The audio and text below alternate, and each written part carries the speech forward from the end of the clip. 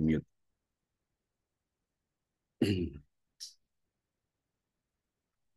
A'udzu billahi minasyaitonir rajim. Bismillahirrahmanirrahim. Assalamualaikum warahmatullahi wabarakatuh. Alhamdulillah, alhamdulillah rabbil alamin wa bihi nasta'in ala umuri dunya waddin.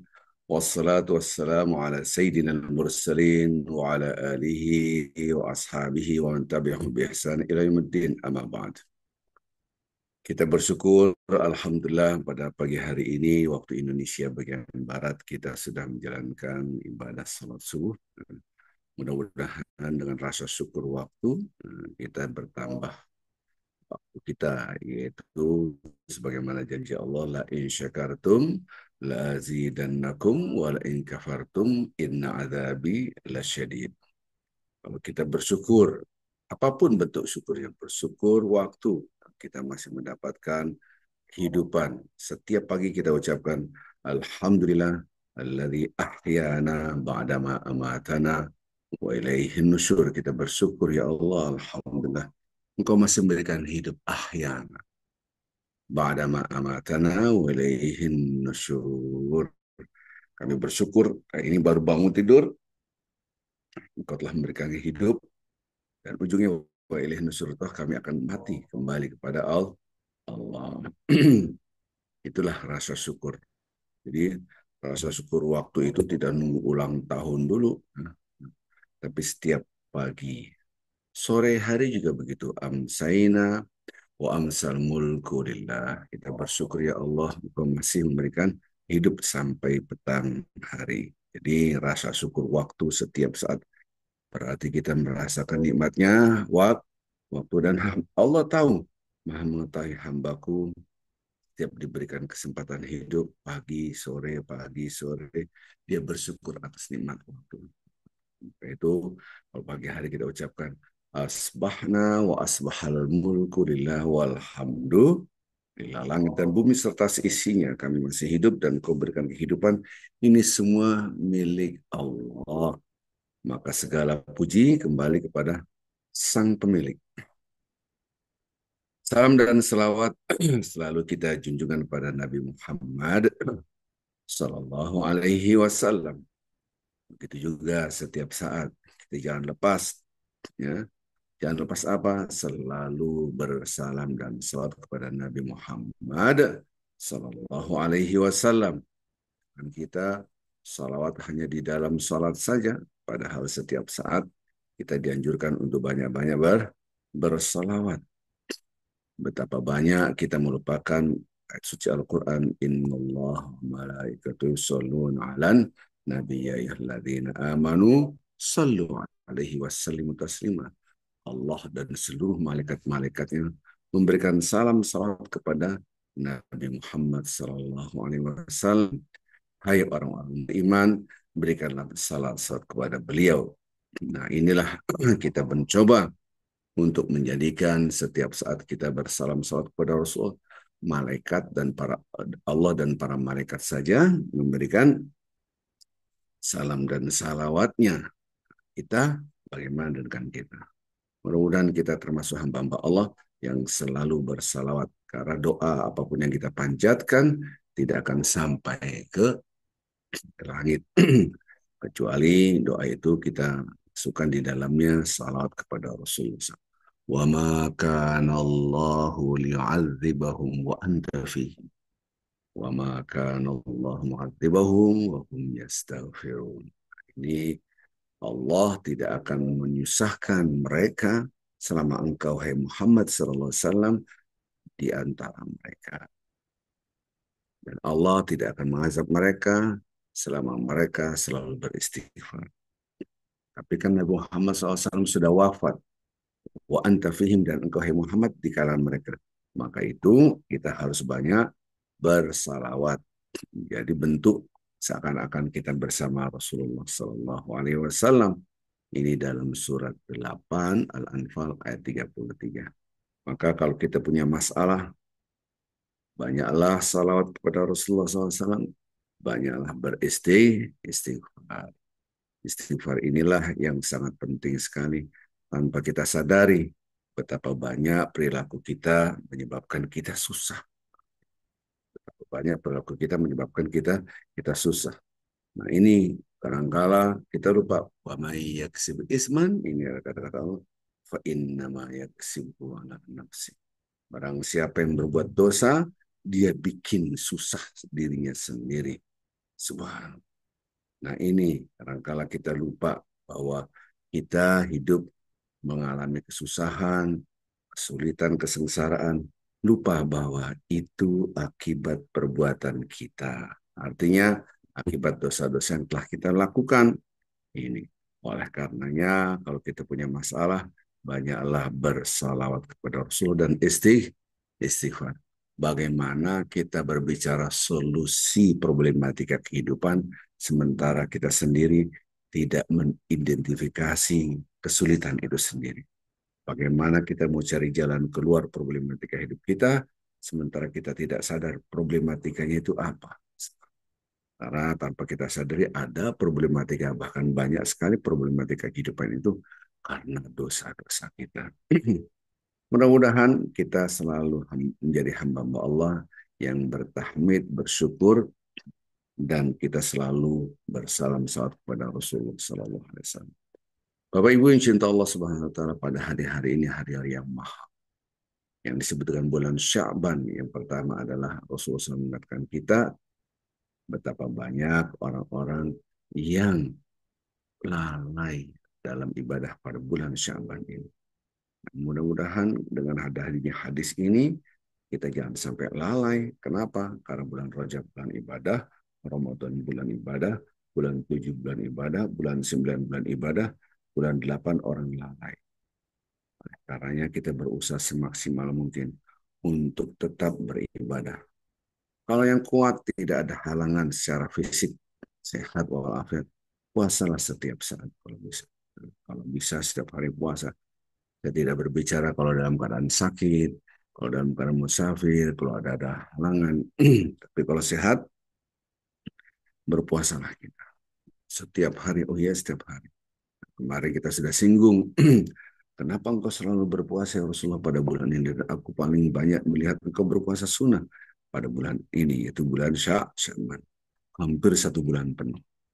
Tapi memang bagi orang yang jarang puasa sunnah, nanti setelah 15 Sya'ban, dianjurkan untuk tidak berpuasa.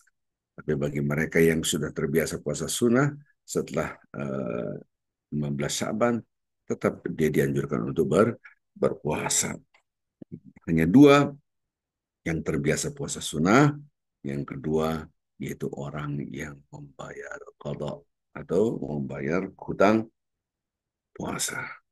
Baik, Bapak Ibu yang cinta Allah Subhanahu wa taala, kita harus lihat satu demi satu. Pertama adalah puasa saja, cara puasa saja. Yang kedua, puasa Ramadan. Dua-duanya puasa, tapi yang terpenting adalah bagaimana kita bisa memahami keduanya itu sama-sama puasa dan ibadah yang sangat dahsyat sekali. Rasulullah SAW bersabda dalam hadis qudsi bahwasanya inna amal bin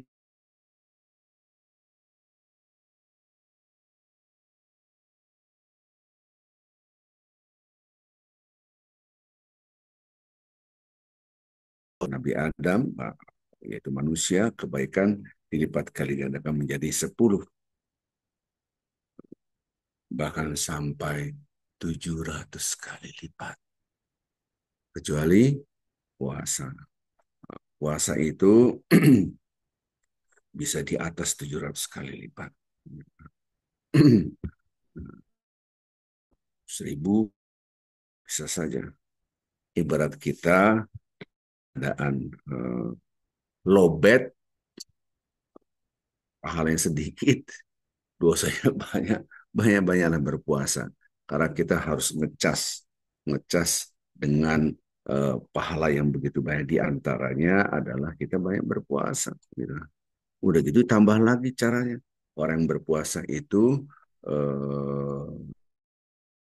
kita kasih makan, maka kita mendapatkan pahala 100%. Berarti di sini tidak hanya membangun kesenangan individual vertikal, tetapi membangun keseluruhan sosial horizontal. Subhanallah. Ini penting sekali buat kita. Jadi kalau kita perhatikan Bapak Ibu insya Allah SWT, betapa banyak perilaku kita ini menunjukkan kita kadang-kala sok jago banyak pahala gitu. Jadi kalau kita betul-betul mau belajar dari lembaran hidup ini, ya Allah mungkin banyak dosa yang kita tidak sadari. Ada yang kita sadari, ada yang tidak kita sadari, gitu kan. Banyak kita kadangkala melihat sesuatu, padahal itu dosa, gitu. Menurut kita biasa-biasa saja, karena di dalam Islam ada namanya Ghaddul Basar. Apa sih Ghaddul Basar? Menahan pandang. Subhanallah. Alhamdulillah. Jadi ketika kita berusaha untuk semaksimal mungkin mendekatkan diri kepada Allah, ada amalan-amalan yang kita dilipat kali gandakan pahalanya. Apa itu? Di antaranya adalah kita dianjurkan untuk banyak berpuasa. Artinya sebelum masuk Ramadan, kita dianjurkan puasa setiap hari bulan Sya'ban. Tapi ingat, Rasulullah sudah wanti-wanti. Banyak di antara umatku yang lalai. Kemudian kita juga bukan hanya berpuasa, bersedekah. Ya, bersedekah. Karena apa? Seandainya kita ngasih makan orang 5 orang, bayangkan seakan-akan kita puasa, 5 orang puasa, berarti kita dapat 6 hari puas diri kita puasa, 5 orang puasa kita dapat pahala yang 100%. Disinilah menunjukkan betapa kita tidak cukup hanya kesalahan individual vertikal, kesalahan sosial horizontal. Oke, Bapak Ibu yang cinta Allah Subhanahu Wa Taala, saya akan menjelaskan sekilas saja, tidak panjang lebar, puasa esensinya. Nah, ada 3 hal yang terpenting.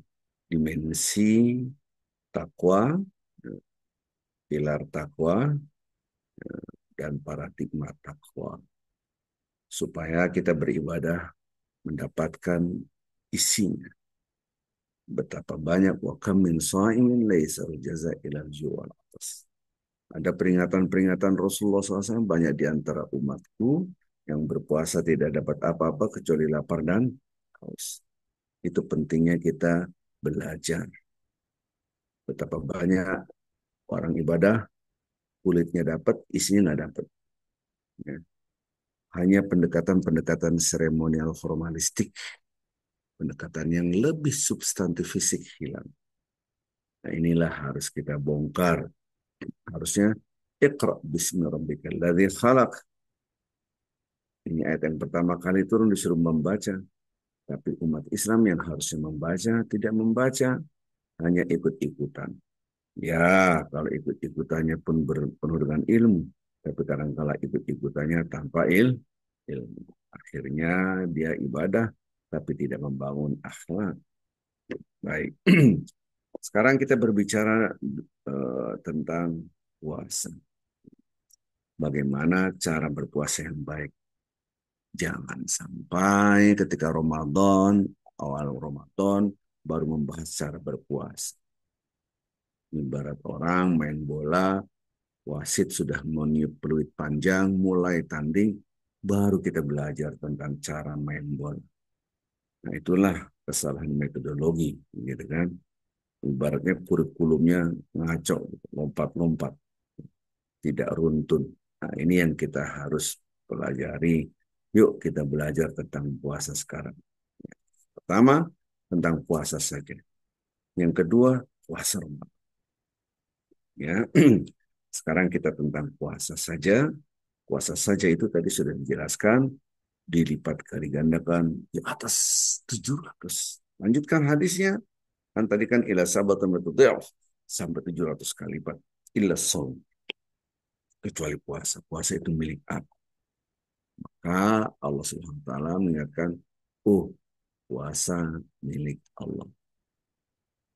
Pada dasarnya, bukankah inna salati wa nusuki wa mahyaya lillah? Salat juga milik Allah, zakat, sedekah juga milik Allah, haji juga milik Allah.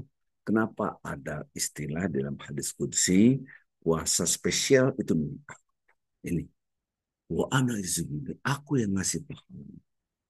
Artinya malaikat pun tidak tahu ini adalah rahasia Allah yang mana pahalanya terserah Allah. Seakan-akan ini masuk kaflingnya, domainnya, wilayahnya, privasi Allah dengan hamba. Subhanallah.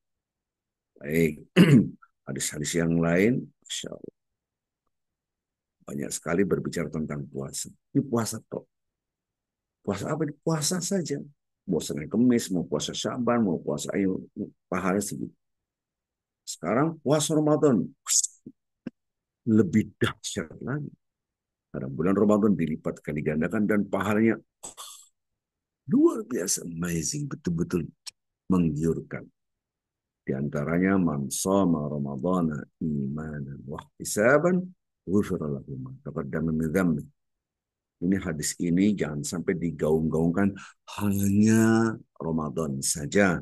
Mulai awal Ramadan sampai akhir Ramadan hadis ini digaungkan. Ya, sah-sah saja boleh. Tetapi harusnya hadis ini kita gaungkan dari sekarang. Cara berpuasa yang baik, sehingga kita mendapatkan puasa yang kualitasnya tinggi, baru memasuki bulan Ramadan. Ibaratnya kita tanding bola, kita sudah tahu cara main bola, dan kita sudah latihan. Jangan sampai kita belajar tentang main bola di tengah lapangan ketika mulai. Sama saja kita belajar puasa Ramadan setelah awalnya Ramadan. Ini terlambat. Oke, tapi tidak apa-apa terlambat dalam kebaikan, tidak ada istilah terlambat dalam kebaikan. Tapi kan kita tidak cukup berbuat baik, tapi kita harus berbuat yang lebih baik. Tidak cukup berbuat yang lebih baik. Oke? Harus berbuat yang lebih baik dan menjadi kebiasaan. Jadi maka itu dia berukum ayukum ahsanu amal. Itu menguji siapa di antara kalian yang baik amalnya, bukan siapa di antara kalian yang terbaik. Jadi di atas baik kita berbuat istilahnya kita yang melakukan yang terbaik, yang lebih baik. Ahsan. Inilah surat Al-Mulk ayat yang kedua. Jadi kalau berpikirnya bagaimana yang terbaik, bagaimana yang terbaik, tidak cukup sampai di situ. Bagaimana terbiasa untuk berbuat yang terbaik. Berbuat baik tidak cukup, berbuat yang lebih baik, yang terbaik tidak cukup, terbiasa untuk berbuat yang terbaik. Umat Islam harusnya seperti itu. Nah ini berbuat baik juga enggak, bahkan di bawah. Nah, sekarang ibadah kita bagaimana supaya yang terbaik. Yang terbaik itu dengan ilmu. Bagaimana terbiasa? Ya, terbiasa ya dengan repetition, dengan pengulangan secara intensif. Jadi posisi kita di mana? Kita harus bisa mempetakan diri. Oh, posisi saya di sini, oh, posisi saya di sini. Baik, jadi dalam hadis itu kalau bicara khusus Ramadan, man soma, barang siapa berpuasa Ramadan, bilang puasa Ramadan, imanan wahtisaban.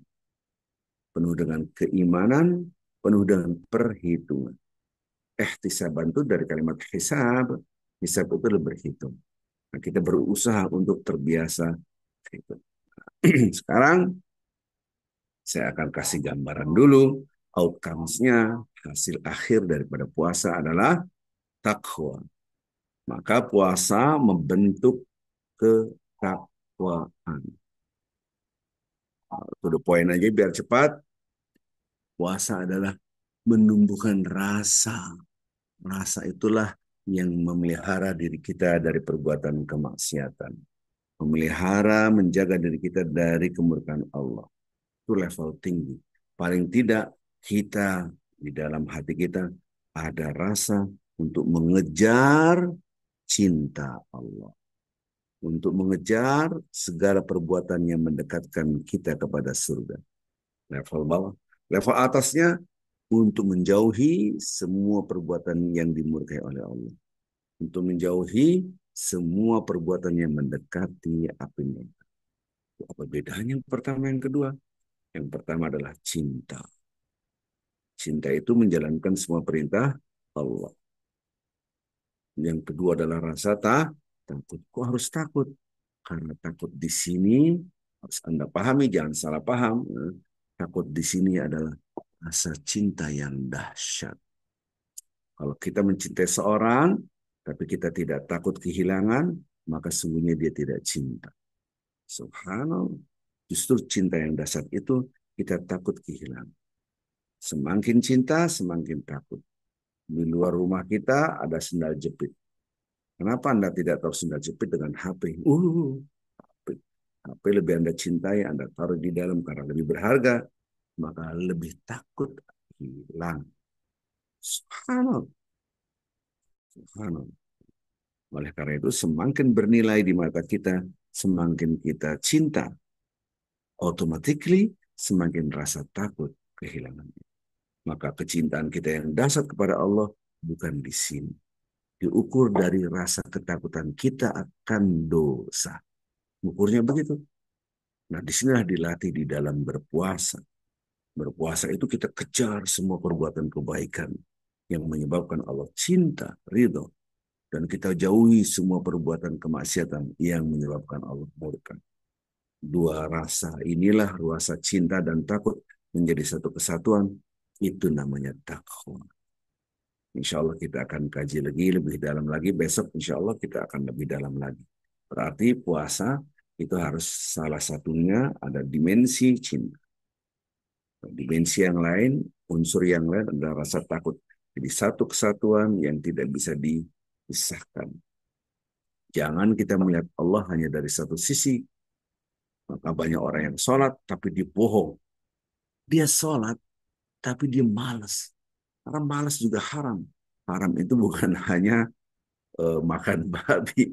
Nah, dia tidak mengerjakan kewajiban, dia malas. Dia sebagai pegawai, dia nggak kerja dengan optimal. Dia sebagai guru, tapi ngajarnya santai saya. Itu haram. Nah, Anda pikir haram hanya makan babi? Kalau student, dia ujian tapi dia nyontek. Apalagi beli ijazah. Ijazahnya belinya entah atau di mana gitu kan.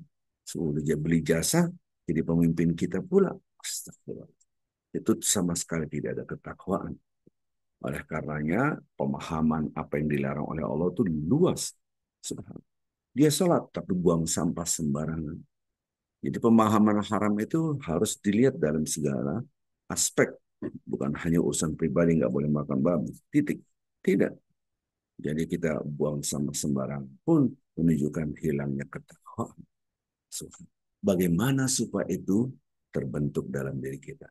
Insya Allah besok pagi kita akan lanjutkan kajian ini karena ini adalah daily, hanya sebentar. Mudah-mudahan kita bisa dalam keadaan sehat walafiat.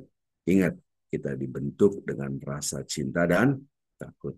Bagaimana mengukur kecintaan kita?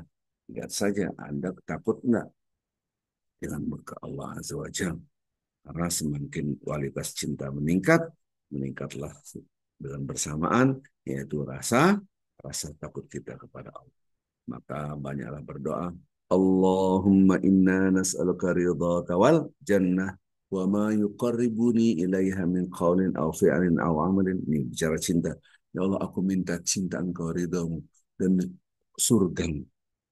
Dan apapun perbuatan baik perkataan, perilaku, apapun yang menyebabkan Engkau ridho dan mendekatkan diri kita kepada surga. Level yang atasnya, wa na'udzubika min sakhatika wan nar wa ma yuqarribuni ilaiha min qaulin aw fi'lin aw amalin. Ya Allah, lindungilah aku dari murkamu dan semua murkamu dan api neraka. Dan berikanlah aku perilaku, tutur kata, apapun sikap yang memprotek diri aku dari murka Engkau. Lindungilah aku dari perilaku, tutur kata, sikap yang menyebabkan Engkau murka dan menyebabkan aku lebih dekat dengan api neraka. Lindungilah aku. Maka ungkapan doa yang kita hafal ini sesungguhnya di dalamnya ada dua dimensi, cinta dan takut. Tapi ada dua pilar di situ. Insya Allah pilar takwa kita akan bahas besok. Subhanakallah bihamdik. Ashhadu an la ilaha illa anta. Astaghfiruka wa atubu ilaik. Saya mohon maaf ya tadi agak terlambat karena kita dari masjid. Mudah-mudahan besok kita akan lanjutkan. Assalamualaikum warahmatullahi wabarakatuh. Waalaikumsalam Waalaikumsalam warahmatullahi warahmatullahi wabarakatuh. wabarakatuh. Jazakallah